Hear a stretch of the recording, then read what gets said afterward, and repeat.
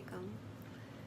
There's so much I want to say about Surah 12 of the Quran, titled Yusuf or Joseph. It's a very rich chapter. I am only scratching the surface. I've tried to make this video maybe 10 times. Each time I keep yapping on. So I pray that this version will be concise. Every surah does begin with, in the name of Allah, most gracious, ever merciful. Bismillahirrahmanirrahim.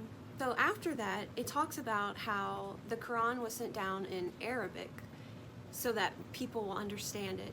And this part is interesting because it was confusing to me, especially towards the end. So I consulted 3 different English translations of it. The number of the chapter 12, I feel, is representative of the 12 sons of Yaqub, or Jacob, peace and blessings be upon him.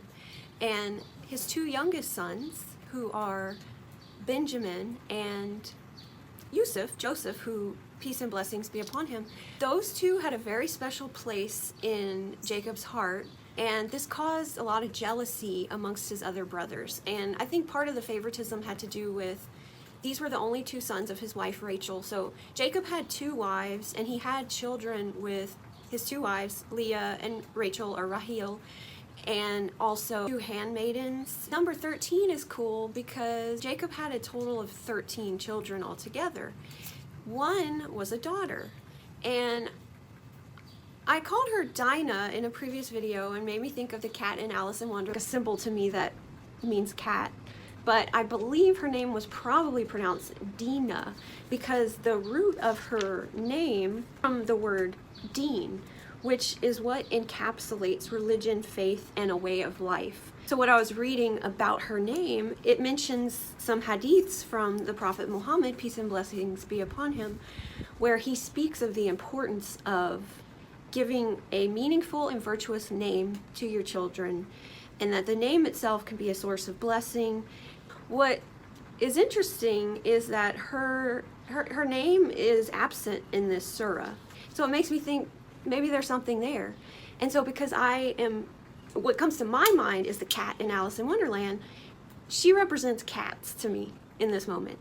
But the symbol of the wolf is explicitly said, so it's like dogs and cats. And there's twice a wolf is mentioned. One is when Jacob is concerned that Joseph's jealous brothers are going to leave him behind in some situation and he'll be eaten by a wolf. And then later, the brothers throw Joseph into a well, but when they come back home and they tell Dad that a wolf ate him, and that was a lie. But they show Jacob a shirt, which leads me to a different symbol, shirts. So they show Jacob this shirt that they put fake blood on to say that Joseph was eaten by a wolf.